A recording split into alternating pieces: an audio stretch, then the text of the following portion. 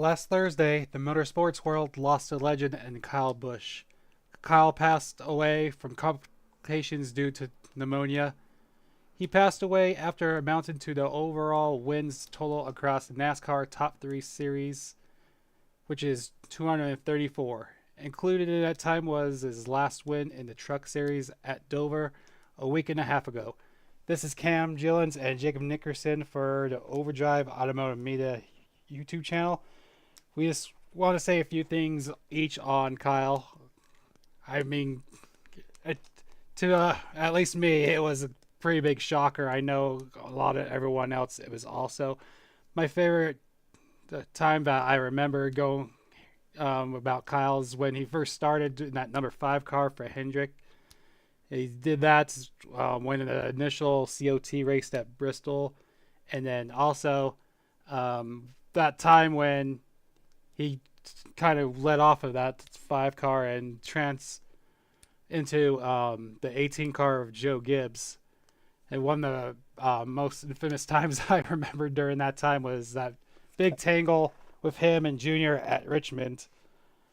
But regardless of that, he was always in the conversation to win. If that's in the Cup Series, definitely if he was in what is now the O'Reilly Series and the Truck Series. But towards the end of his career, is that I was just kind of found myself always rooting for him, trying to get for the next win there, RCR. So it just hit hard to me. What about you, Jacob? What are your thoughts?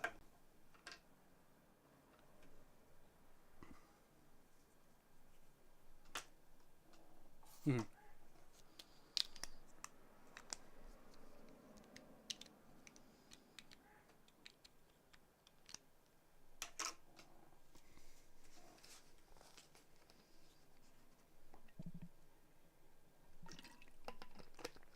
Mm-hmm.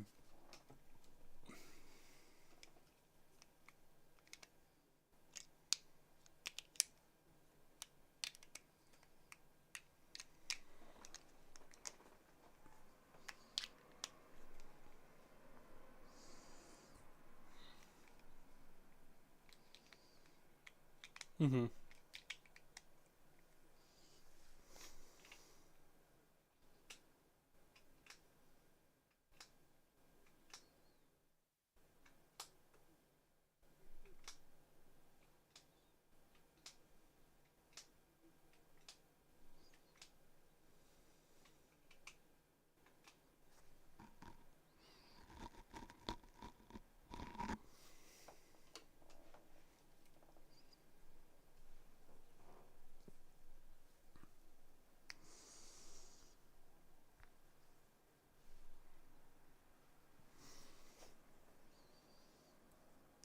Mm-hmm.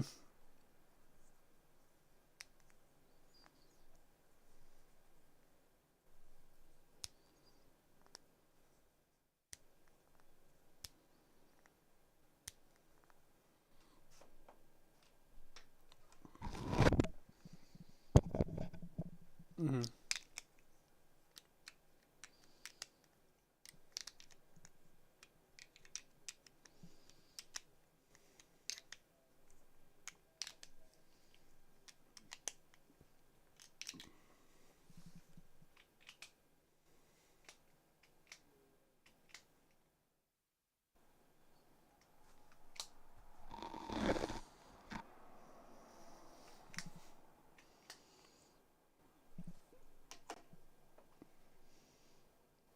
Mm-hmm.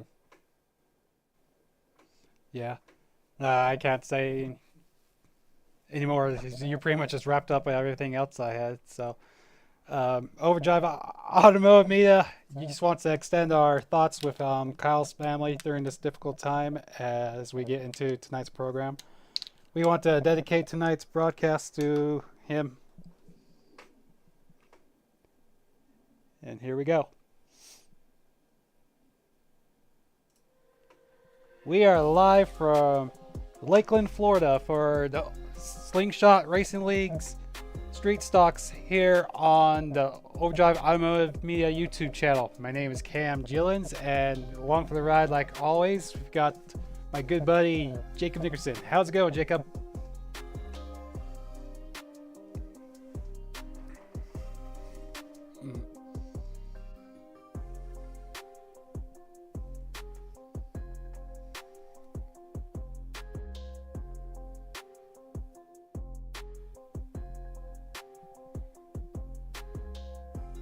Mm-hmm.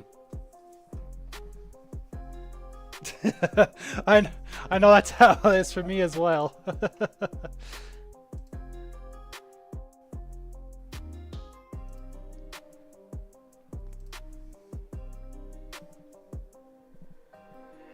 Mm-hmm. As yeah, it looks like the little drivers that we have since tonight's kind of a short field, but we'll go into start tonight with the points that we got there. It looks like Jacob Phillips looks like is taken to the top of the board, followed by Aaron Smith, Johnny Rapp, James Danforth in fourth. Fifth is Jimmy Moore. In sixth is Paul Hahn. In seventh is Steve Vest. In eighth is Chris French. In ninth is Randy Gross. And right now our top 10 is 69 of Larry Pauling.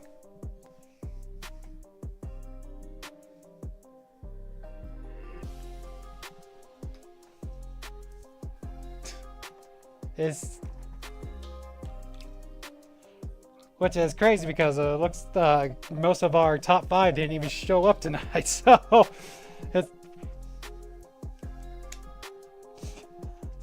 looks like he's gonna go in and probably extend the late. So it'll be interesting to see where all of that Kyle just follows out as we're getting here about the last half of qualifying here. What do you expect of what's going on tonight there, Jacob?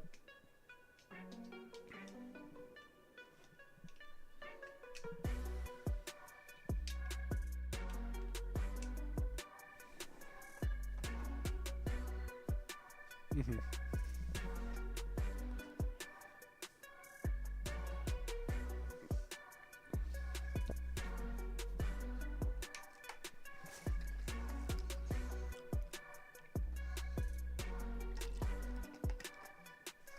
Mm-hmm.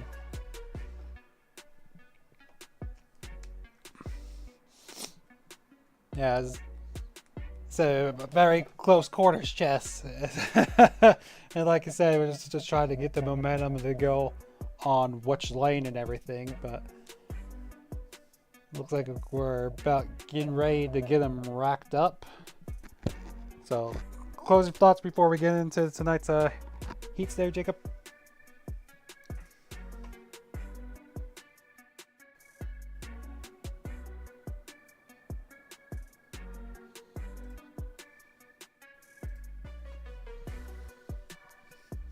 Mm-hmm. All right. So we're gonna go ahead and get these fellas racked up and get ready for tonight's heat race.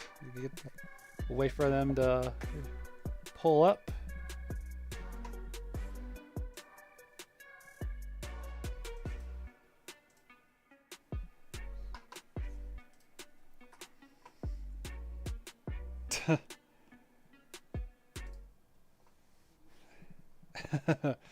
As we're waiting for all of them to grid up and go ahead and go into pull that back up, go into tonight's starting grid.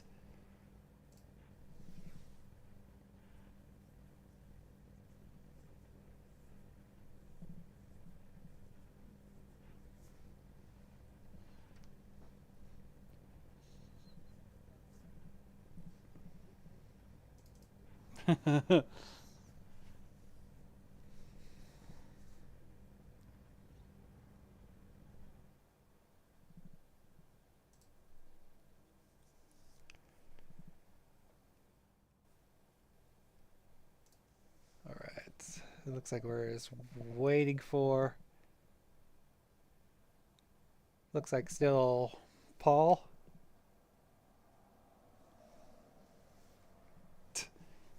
Alright, looks like there we go.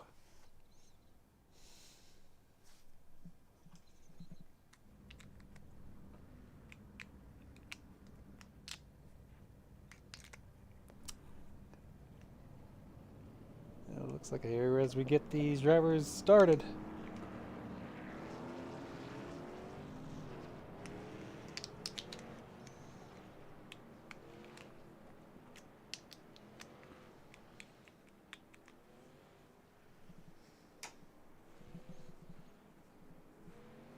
Mm-hmm.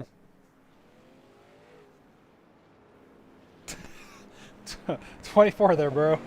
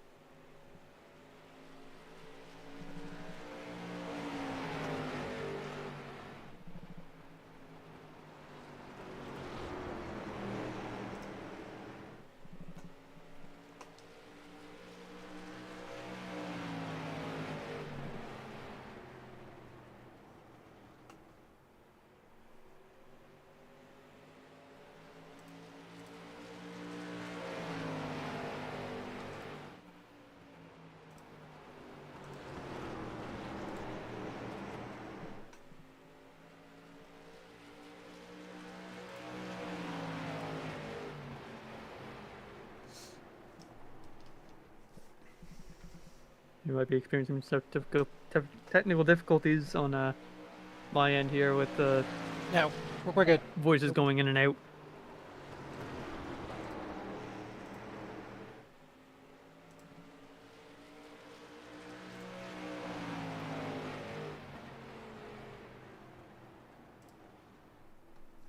Okay, we should be back. You good there, Jacob? Uh,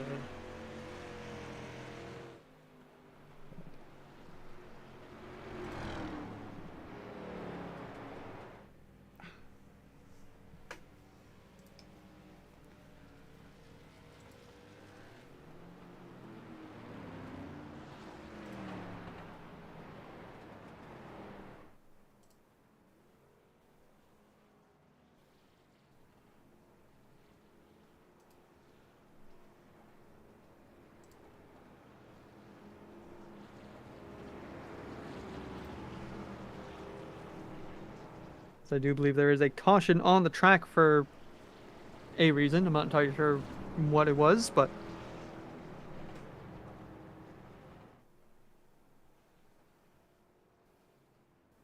We're gonna see if we can figure it out. Oh. Give it 1 second.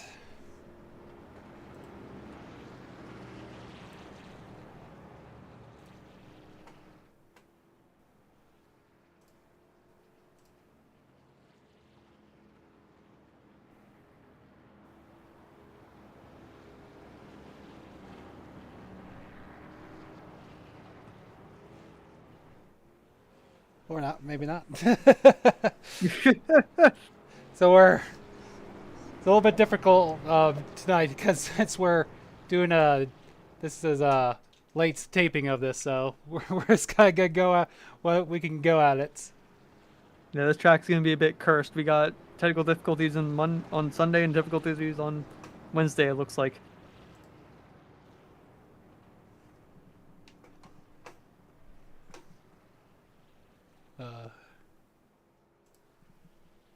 See, with these technical difficulties, I am driving blind a little bit here. Go and go off of memory. There we go. We're back, boys. If I do remember correctly, it was the number 42 of Paul Hahn and the number 69 Larry Poling getting into it a little bit. Trying to make a move on the inside, and that's just how this track's going to go. I mean, you immediately shut the door, it's going to be spinning somebody out, so.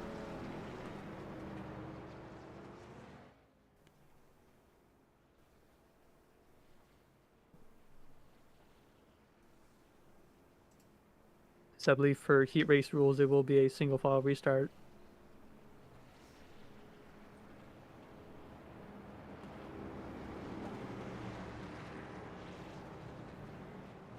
Everybody trying to put some heat in the motor. With a single file restart, you do have less stress about being freight trained on the top there, so Paul Hahn's probably smiling in his car thinking that like, I don't even have to worry about Steve sending it on the inside right now.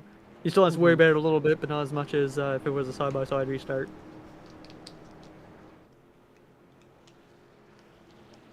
This kind of track really tests your ability to defend. Yep. As our green flag is out and we're off. Looks like Danforth gets a jump out there, followed by the 7 of Paul Hahn and the 60 of Steve S there. Yeah, Steve S trying to attack Paul, and you got right behind him Larry Poling's trying to attack Steve. Nobody's safe right now except for the number 88 that's driving smoothly off in the sunset. 42 is back on track here with a little bit of damage. He's just going to run the heat race laps out and see what can happen.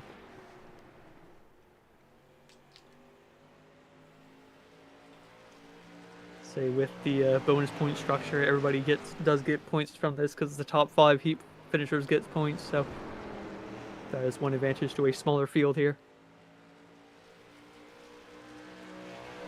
So I believe that is coming to. That looks like the checker there. I was gonna say I couldn't tell if that was the checker flag or the white flag in the guy's hand, but they're still racing like it's the white flag. I'll tell you that much. Yes. So yeah, you got James Danforth coming in with the win, getting an extra 5 bonus points on the point contenders here that didn't make the race. So, see, there you go. There's your results there. You got James Danforth coming in with the win. The number 7 of Paul Hahn coming in second. The number 60 of Steve Vest coming home in third. The 42 of Paul Thomas in fourth. And then the number 69 of Larry Poling in fifth. So everybody there scoring bonus points. James Danforth is walking away with 5 extra points today so far.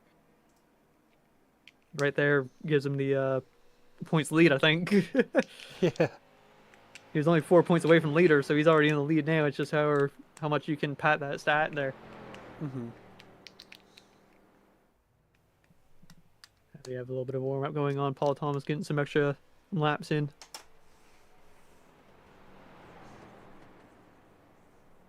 See if we can find some speed for the future here.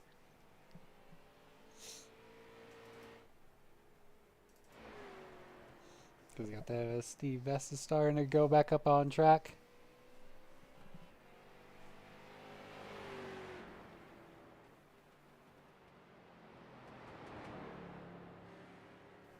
They just have people trying to figure out any kind of speed they can gain from this. Figure out where the bumps are for one last time and how the track's developed after that heat race of all the rubber getting put down. Mm-hmm. There's a little bit of a distracting sheen going on in turns 1 and 2.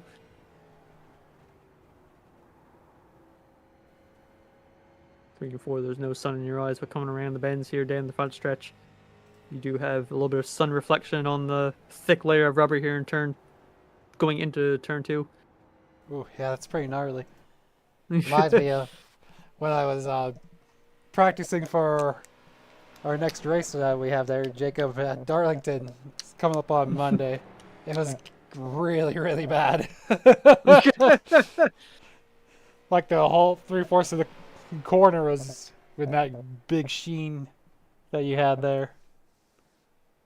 I'm looking forward to driving blind. If Darlington wasn't hard enough, then you just could put that into the fray. So that's gonna be very interesting. So you're talking from a track, you have to stay on the outside wall. We're talking about a track, you got to stay on the inside wall here. So, I mean, you got people trying to figure out how they can wrap around that inside the most efficiently. Maybe watching the replay of the heat race, seeing what James Danforth has that they don't at the moment.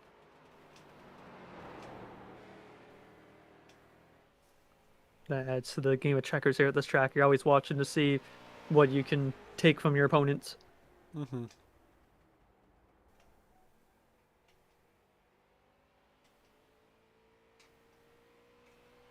Say in terms of fuel, we can probably do about 6 of these races before they run out, but tires, that's going to be a different story.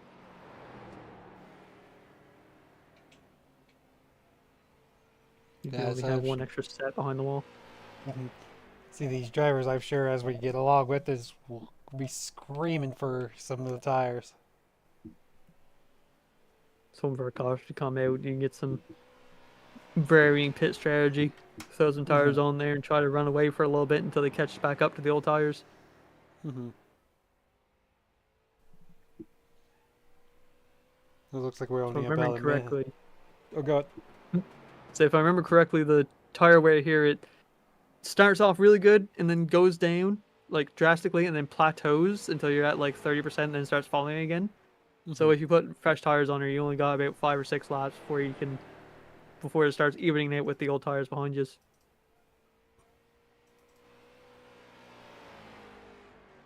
it's definitely something to think about. You have Steve Vest running pretty well the whole race distance here, trying to figure out how the tire is going to go.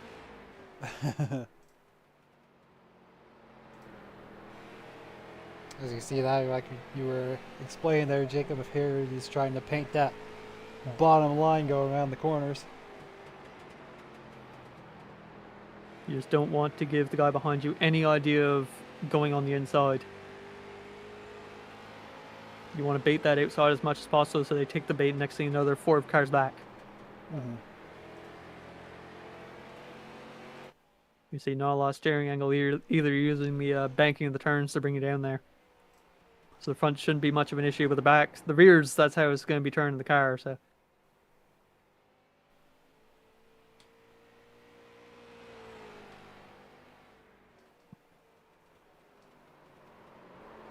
D-Bass bringing out his bit of a rustic street stock, a bit of speed holes going on in there. Alright, it looks like it's getting the session kicked off for the feature. You got any last thoughts before we get these drivers in here, Jacob? Well, it's looking like this is going to be James Danforth's race to lose. I mean, he pulled away during the heat races. Hopefully he can keep pulling away from the competition here and get himself a good padding here for the championship. Although Paul Hahn and Steve Vest, for the matter, one of my favorite drivers in the field, was not letting him go quietly in that good night. So they might have something up their sleeves for him. I wouldn't put it past us that Paul Thomas and Larry Pulling was hiding something up their sleeves for that heat race, giving them something not to study about. Alright, these drivers took off. We'll go ahead and get the starting grid for tonight's feature. This is where I start clearing off the boys here. Starting today's race, you have in pole position the number 88 of James Danforth. Right next to him is going to be the number 7 car of Paul Hahn. And in the second row on the inside line is going to be number 6060 of Steve Vest. And right next to him in the 69 Army car is going to be the number 69 of Larry Pulling. And right behind him is going to be number 42 on the bottom line by himself. Number 42 of Paul Thomas. As we're getting ready to come around here one more time and let these drivers unleash all them horsepowers under them hood and get her going again.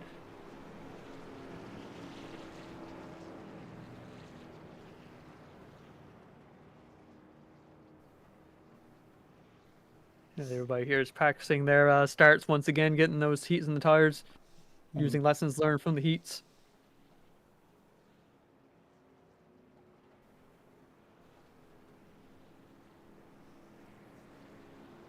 Say Paul Hahn's the only one scrubbing the tires. Everybody else has just stood still, anticipating this. Not necessarily a marathon, but it's not a sprint either. I believe it's 60 laps around this place.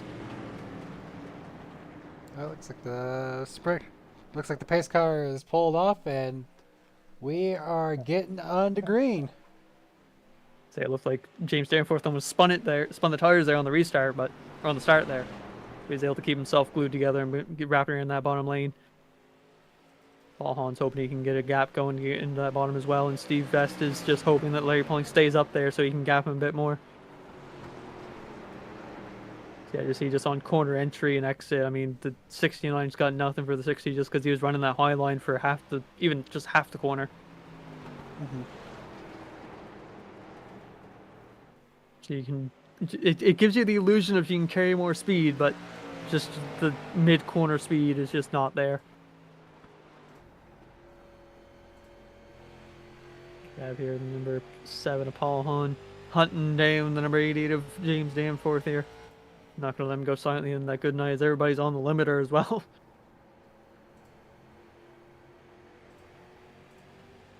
So if they're not on the limiter, they're pretty well close to it and coming off this draft here. It is a short track, but it is a long enough straight so you can get a little bit of draft going on. So if you're still within a second, you're not necessarily out of it yet. James Danforth spinning and doing a bit of a loose entry, going to be putting heats in those rear tires, not what you want to see.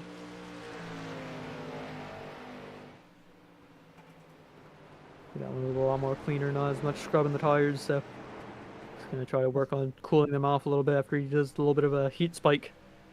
So you do have the top 3 kind of running away from the rest of the competition here, with James Danforth, Paul Hahn, and Steve Vest. You have Larry Pauling and Paul Thomas trying to battle it out as well. See if Paul Thomas can get up to the rear end of the 69. Right now it's not looking likely. This is the train effect I was talking about earlier, where you're just kind of waiting for your driver to make a mistake. And Paul Hahn just may have. You see him go up the track a little bit. Number 60 makes a lot of ground on there, but not enough to make a move. See that those warm-up laps might be coming in handy here for Steve. Just being able to wrap that bottom just a little bit better than 7, but he had to lift off just so he didn't run into the back of him on the corner exit. And James Danforth is looking in his mirror thinking, you two just battle it out, I can run away.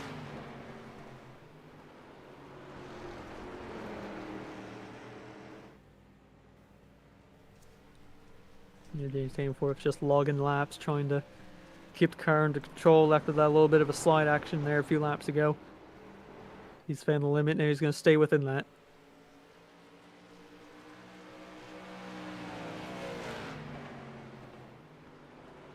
You have here Paul Hahn is putting a bit of a gap on the number 60 of Steve Vest, but every time he keeps missing that bottom lane, that just brings Steve Vest right back up to his rear bumper.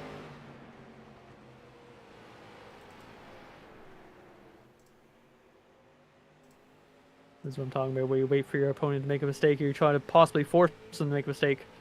It looks like those second and third is starting to creep in back out of James Danforth there for the front. I saw some dealings made between crew chiefs. They offered a good-looking Pokemon card to the number 60 crew chief, and it was like, let's just hunt down that 88 for now. And he took that thing and said, A1, we're going.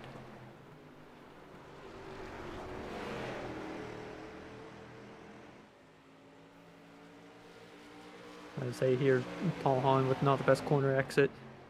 So everything's going to be... It is a long way around here, about 27, 28 seconds, maybe 29 if I'm not mistaken. But, I mean, you can just in very long lap time, you can just lose 0.1 second somewhere else, and it will just cost you for the rest of the lap. And next thing you know, you've lost about 0.7. So you got to make sure you're running around absolutely perfectly around this place.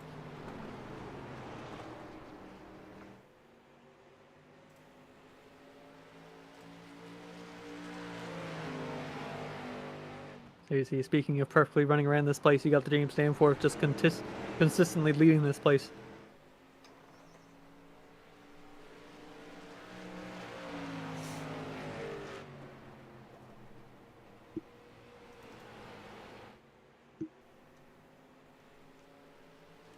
See if the battle between Paul Hahn and Steve Vest, they might have taken the Pokemon cards away, and they might have to start dueling it out again. You see Steve Vest just inching closer and closer to Paul Hahn as the race goes on.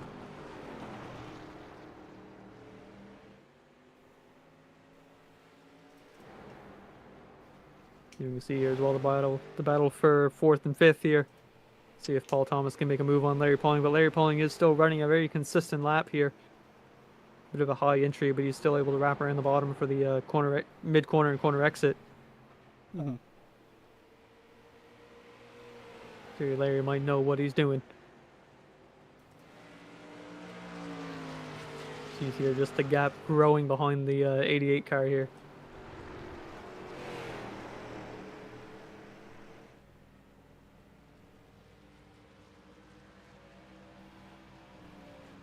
And once again, you could have burnt the tires a little bit. The 7 trying to run away from the 60, and the 60 trying to attack the 7.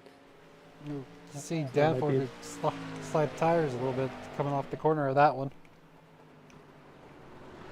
So once again, he's trying to find that limit and stay within it, but sometimes to find the limit, you gotta step out, and that's going to cost you a lot of time here, as they're already starting to inch back towards him.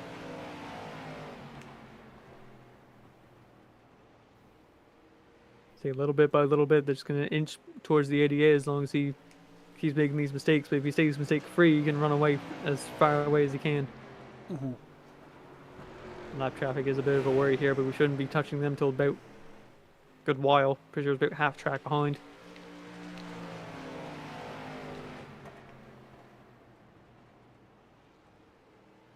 There's more math gurus better than I am to be able to predict if it's a 0.2 time difference, half a track, catch them in the next seconds, but I cannot figure that out. I just drive the car and I just let the math figure itself out.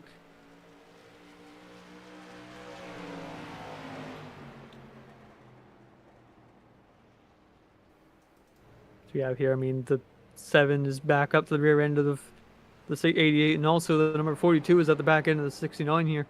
Paul Thomas might be able to make a move here for 4th place, sorry. See, Larry Pauling tries to defend low, giving a bait on the outside, but look at this. The number 7 is making a move for the lead. He might be able to freight train the number 88 here behind Steve. He gets side by side. Get a little bit of a nose in there. James Danforth gives him the room. James Danforth way out of the groove, sideways a little bit, but he saves it. No, enough, not sideways enough to worry about, but they're now door to door coming in turn 3, the number 7 and 88. Paul Hahn, James Danforth respectively. See if Paul Hahn can make this move stick, as Steve Vest is going to be putting into the picture as well. Problem is he's going to have nowhere to go, but if there's not a second row, there's definitely not a third. You're going to see James Danforth absolutely trying to hold on from that outside line, but it'd be quite hard to do, but he's looking like he's able to keep the speed coming out of the corners. Well, I'll be damned. He did the impossible. He kept the position out on the outside lane. Well, very respectful between these two. They did have a run-in last week, but it was all accidental, and they were apologetic. I saw them bring holiday cars to each other, so they're just trying to have a respectful race here. Giving themselves ample room, but that's put Steve Vest back in the conversation as well. They are now nose to tail throughout the entire top 3. So James Danforth was getting a little bit too comfortable, and Paul Hahn said, nah, you start paying attention again, get your hands on those wheels. Start cranking that thing, if you know what I mean. As Paul Hahn's looking up the inside again. James Danforth getting a bit loose off the corners. He might be trying to run away as fast as possible, and the car's not going to be able to answer what he's asking for. Oh, Paul Hahn in the wall a little bit with the back right quarter panel. That's going to affect his speed as he comes up the track, and Steve Vest here is looking like a animal of prey here.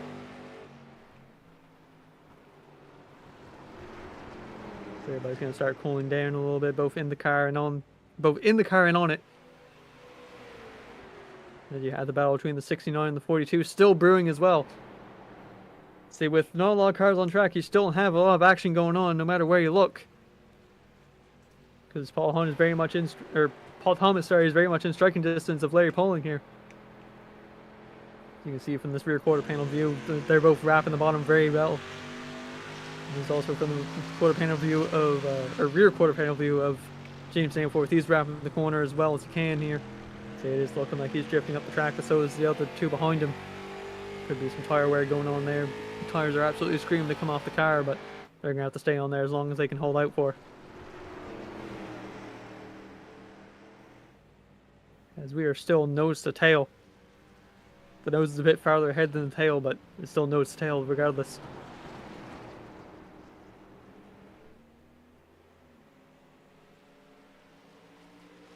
Let's see if Paul Hahn has anything for James Danforth once again. He might have shown his cars a bit too early. There, James Danforth knows what he did wrong to get himself in that position. He's probably going to try not to do it again. Paul Hahn's going to have to think of something else to do. He probably could take some notes off of how James was able to defend on the outside. And that they're both going up into the more darker rubber spots right in the sun glare. They just disappear into the sun. There we do have the track getting a lot darker now with the rubber being put down the corners. Being absolutely shredded apart in there. So the track is only 69 degrees right now with the 6.999996 mile an hour northways with zero humidity in the air, so it is very dry out there. Very good for the engines, enough horsepower getting in there with just some clear air, no humidity involved in it. I ain't got the compass on hand, but I'm pretty sure those pretty well 7 mile an hour winds are going to give it effect into the cars. And now to say that, they could have put well made James Danforth sideways there coming out of turn 2. That's going to bring the number 7 back up to the rear end. Number 7 is just watching James get loose off the corner, just licking his chops, ready to go. As we have here, not much change in the 69-42 battle, staying within the same distance here, maybe a little bit more spread apart, but it's still going to be anybody's game here for 4th place. You see Larry taking a bit of a shallower line throughout the straights, coming up last second to block the end outside to get a good old swooping action around the corners. So far that's working out well for him. He's able to hold on to 4th place for now. As these three have been running the absolute heck out of these cars. Also, something interesting I just noticed is that it's the 3 different stock car bodies. You got the G body up front, the Ford in the middle, and then the split bumper Camaro in the back.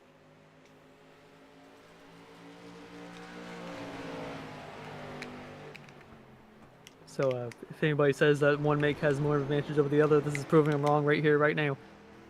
All 3 running pretty well the same lap times, staying nose to tail the whole way.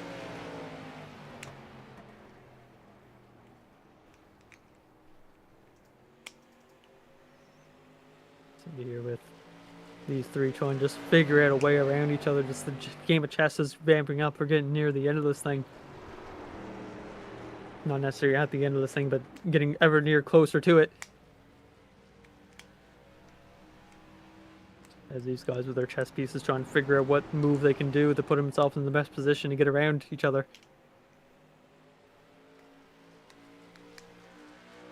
Oh, everybody almost smacking the wall there, but everybody trying to keep out of it. Keep every quarter panel straight on that thing. They can't afford new sheet metal, so they gotta keep whatever metal's on there for the rest of the season, so you can't be smacking walls around here.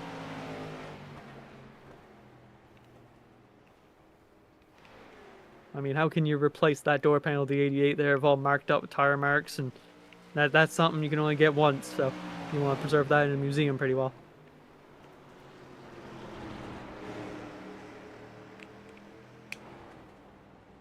I mean, I can't imagine seeing the spare parts that Steve has with rusted panels all over the car as his main source, so saying that, the rust is not going to hold him down because he's going to be able to make a run on the number 7 as well as the 42 of Paul Thomas making a run on the 69 as well. A bunch of action happening here at once. It's hard to keep track of it. See, Steve Zeth's got a run and a half coming out of turn 4 here. Might be able to take a run for it. He does smack the wall out of it a bit. Too much of a speed coming out of there. So you got fire coming out of each tailpipe. Steve Vest might have used up the rest of his car to make a run for it there. He smacks the wall and doesn't get the momentum he wanted. He is sending it into each corner though, making sure Paul Hahn knows that he's there and tries to force mistake. Try to get number 7 there looking in his mirror more than his window, but in his window it's number 88 getting ever so bigger. This is where you're thinking if you're the number 88 James Danforth, the pressure is on. One mistake, you got 2 cars passing you now of how tight they are together. So you're just try to run every lap you can. As perfectly as you can.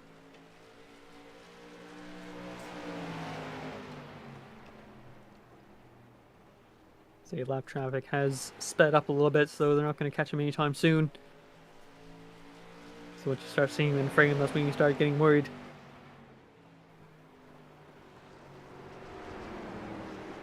But here Paul Hahn is just looking around any possible way to get around the 88 as the 88 does clip the apron there, loses a little speed on the corner exit. The 7 might have a run to take. He takes the outside, trying to use what he learned from the defend against the 88 Danforth here. He's not able to get the run out of it. He does bail out of the outside line, goes right back into the inside, running around the white line or yellow line there. You can see just how rubbered in this track is now. You see Paul Hahn hunting down the back bumper of the 88 as the camera's being mounted there. You might have the back bumper of the 88 fall off here in a second. Camera's going to go flying, and some lucky audience member's going to have an $800 GoPro in their hands.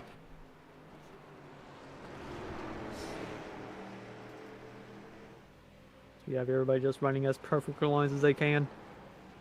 So I said about that plateau, everybody's starting to plateau around the tire wear.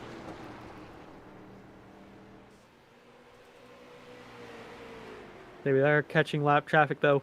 They are getting on the same straightaway now. You can see him just in the top of the frame there while we're watching the number 69 and 42 battle it out. So they are indeed a straightaway away as soon as they come out of the corner. The 42 and the 69 is entering the corner.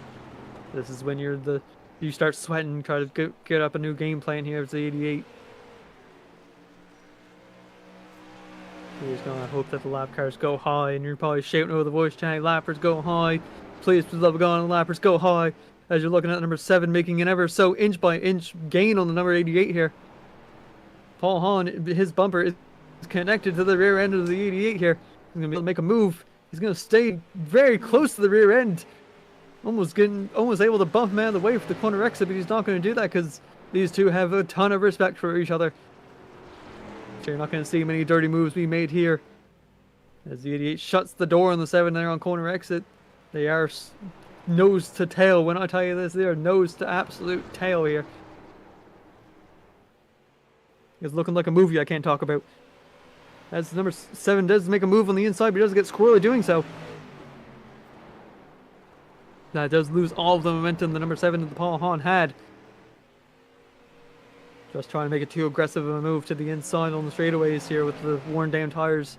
The rear end did not like that, decided to just spin on him instead. As the 80 is having to turn the wheel right to fight the car. And you give the 42 and 69 looking in their mirrors thinking, we gotta go, boys. We gotta go as fast as possible as you don't get involved. Oh, the number 88 is a bit sideways here at the front end of the number 7 here. As you're looking at the rear end of the 42. See, the number 7 of Paul Hahn had to back out of it after he almost spun out the 88. That's given Steve Vest the opportunity to make a move on him.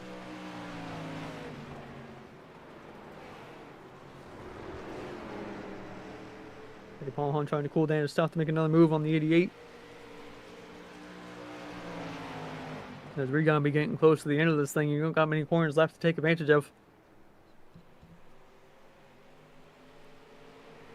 Ooh, number 7 sideways. I don't know if that was intentional or not, trying to move on the inside, but he's got himself sideways now. The rear tires are screaming off of that thing. Steve Vest going on the apron, trying to get the inside of number 7 of Paul Hahn.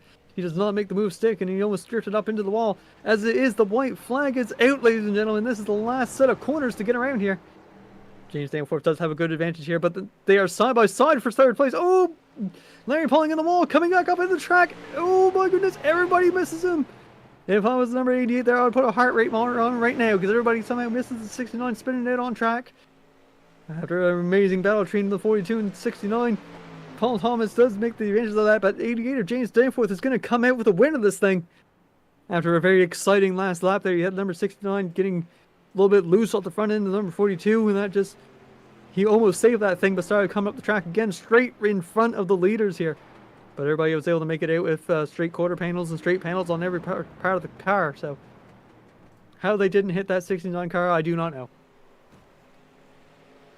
Jeff here, him coming down in front of the 88, then back up in front of the 7, and somehow everybody avoided him.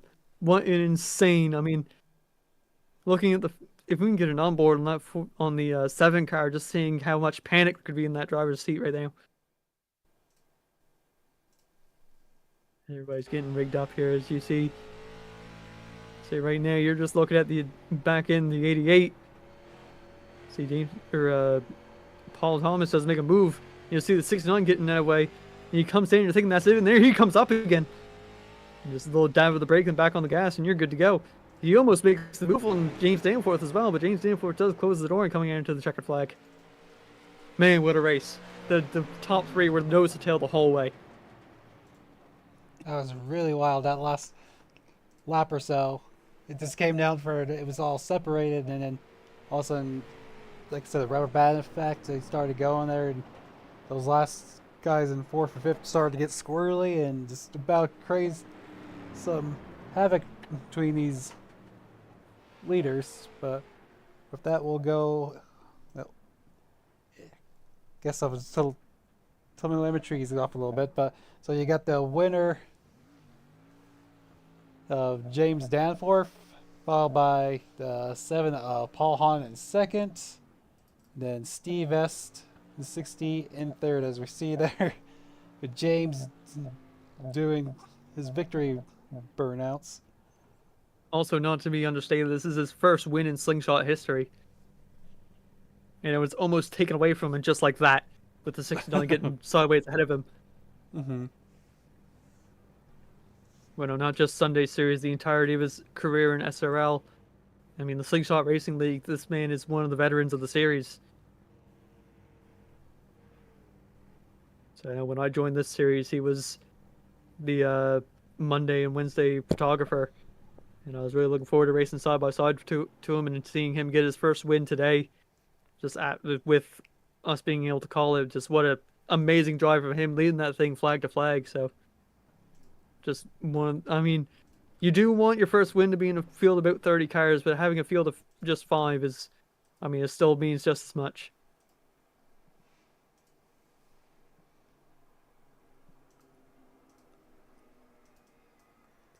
I remember when I got my first win, I was jumping out my chair, hooting and hollering.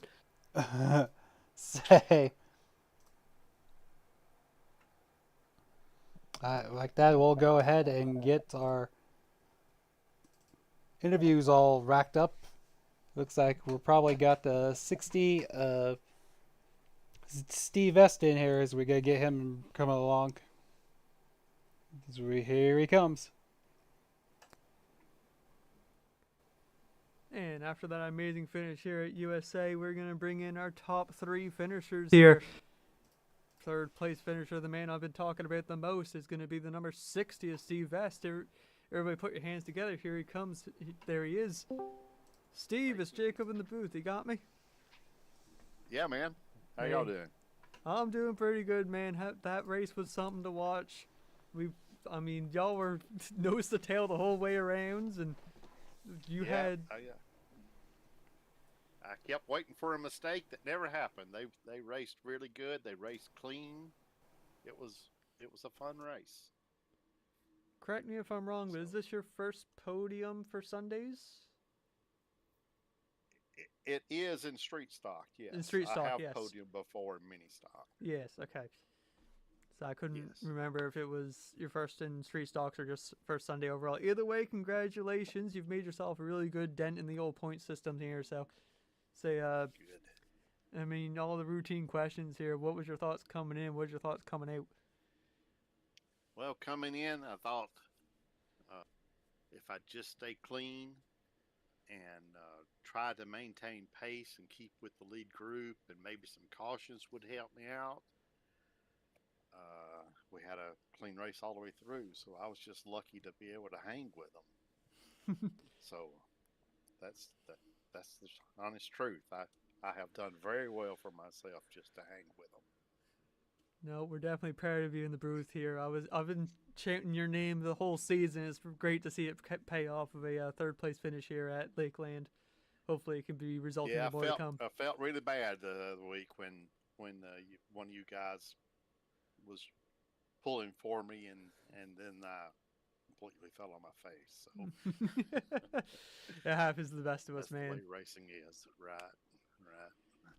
Yeah, it happens to the But best of us, I had man. fun.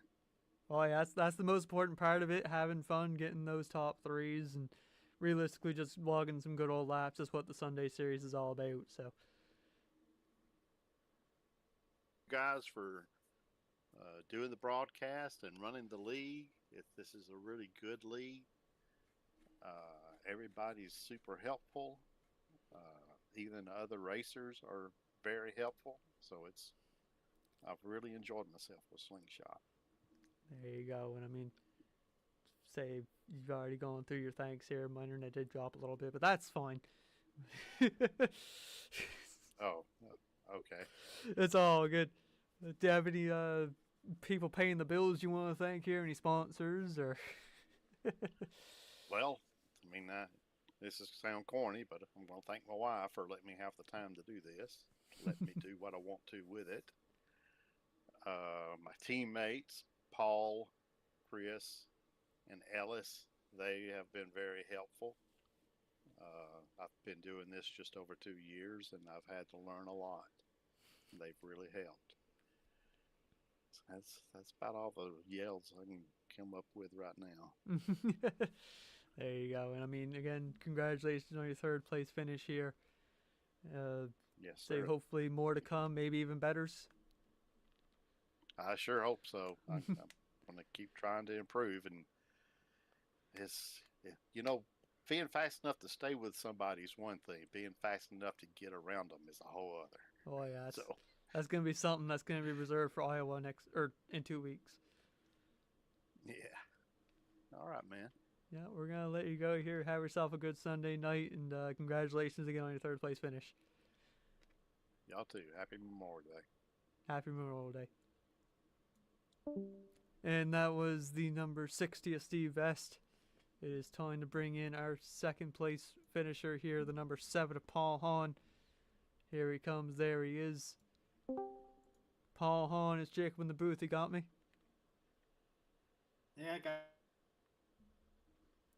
There you go. I mean, congratulations on your second place finish here. As I said, with Steve for a little bit, the whole, y'all three were nose to tail that whole race, I tell you. I wasn't expecting that to happen, I'll tell you that much.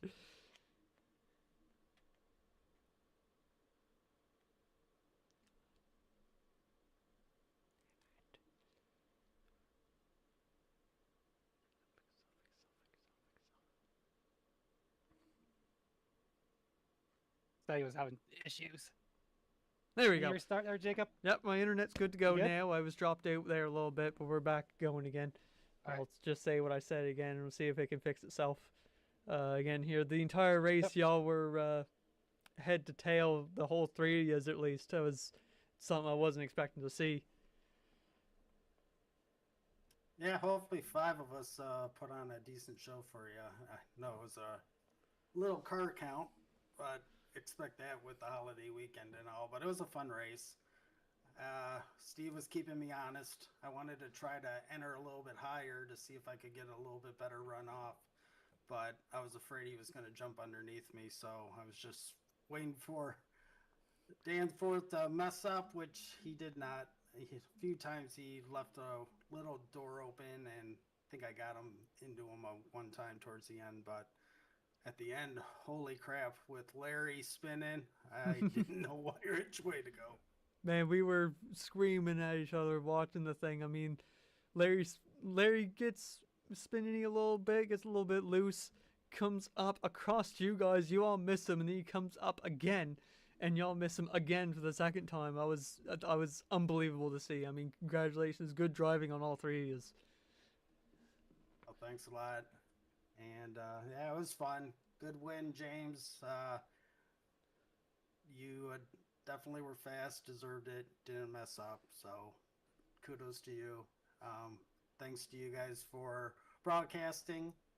And I just want to thank the guys over at Big Fast and just Slingshot for putting this on as well. There you go, already transitioning into the thanks without even meaning to do this Subway. That's how, or Segway, sorry, not Subway. We're not talking about sandwiches. I was saying that, like, y'all know my interview style by now, so. But again, congratulations on your second place finish. Got yourself a very good day in the points here coming into the last half of the season. You should have a good run on the points competitors here, so hopefully you can make that into a run here, maybe pull out a championship. Everybody's still in the running for it, and with the low car count, you got yourself a good point cushion here, so. Yep, appreciate it, guys, and see you the next one. Yes, going to Iowa, not next week, but the week after. Oh, that should be fun. Oh yeah, I'm really looking forward to that one. Say again, congratulations on your second place finish, and have yourself a good Sunday night. Yep, you too, guys. Thanks.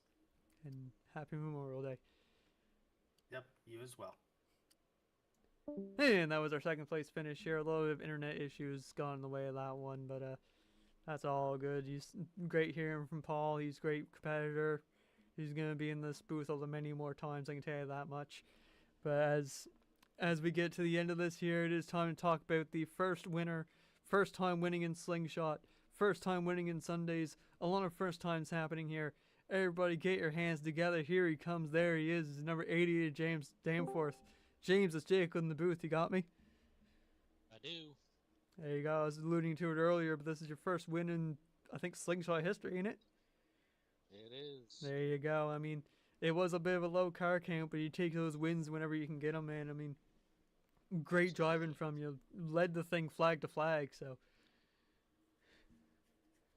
Awesome. So, I know, y'all were I mean, you may have led flag to flag, but I don't think Paul Hahn and Steve Vass is going to let you go quietly into that good night. No, I was kind of just trying to manage the gap for a while, and then I got a little loose at one point towards the end, and Paul got right to my back bumper, and I was like, uh-oh, now it's time to actually go. So I know you said during practice it was, or Paul said during practice it was going to be a tire conservation race. Were you worried much about the tire wears, or? Not too bad until like the last 5 or so laps when when I really started pushing. The right rear started to get a little hot. I know we were saying it had your first win of the season, and I know it doesn't necessarily come stress free. I can only imagine your heart rate went up a little bit when you saw that 69 coming up the track there. Oh, absolutely. I was like, okay, I'm done for. No, I was hoping to just let them race ahead of me and not have to worry about something like that, but frickin' Paul and Steve would not let that happen. All three avoided the incidents. That's very good heads-up driving throughout all three. I mean, that deserves a pat on the back itself. Yeah. Say again here, I mean, with this exhilarating racing with a low car cam, it was still very exciting to watch. Do you have anybody you want to shout out? Anybody you want to thank? Just thank you guys for being here every weekend. It's a blast to come out here and race these cars on these short tracks. Shout out to Paul and Steve for a good race too. I mean, they kept me on my toes. It was a lot of fun. Say again, there, it was great watching yous, and again, make sure you pop that champagne very well. Don't put a hole in the ceiling, but. Absolutely. So I'd say go down to the local restaurant, but Yeah, that's on fire right now. Maybe get yourself a victory lunch some other time. Yeah, definitely. Say again, have yourself a good Sunday night, and congratulations again. Hopefully we get to see you in victory lane once again. Hopefully. So I do believe you should be leading the points if my math is correct. Oh wow. That would be pretty cool. Yes, I'll have to update it here later on, but say we'll let you go here, have yourself a victory drink, and just have a good night. And I was gonna say good luck Monday, but we're off on the Monday series for Memorial Day, so Oh yeah, I keep forgetting about that. yes, Well, I appreciate it, guys. have yourself a good one. Thank you too. And that was your race winner. First win of his Slingshot career is going to be right here. You've seen it here live, kind of. But say again, what a great race we saw. And Cam, do you have any closing thoughts on us before we get out of here? No, I mean, that was pretty much what we thought we would see. I mean, being that it was a small car count, it wasn't too terrible. Like I said, nice clean races. We kind of alluded to that during the front of the broadcast that it was gonna be very small, very clean, because these drivers are clean drivers anyway. But the actual lap times and everything were staggered just enough to where you really didn't have to worry about them getting into. Of course, you did have a little contact towards the back, but they put on a crazy last minute finish. But other than that, I think it was just pretty good. There you go. I mean, just make sure everybody subscribe to the Overdrive Automotive Media YouTube channel. Share future streams around. Give us a like, sorry, on the old video, and hopefully everybody else has a good night. And I know it's gonna be a bit of an off day for uploading, but either way, it's gonna be a barn burner to watch either way. So. Yep, that it will be. So everybody watching, have yourself a good night, and happy Memorial Day for, I believe it should be past by now by the time it gets uploaded. But either way, have or had a good Memorial Day. We'll talk to y'all later.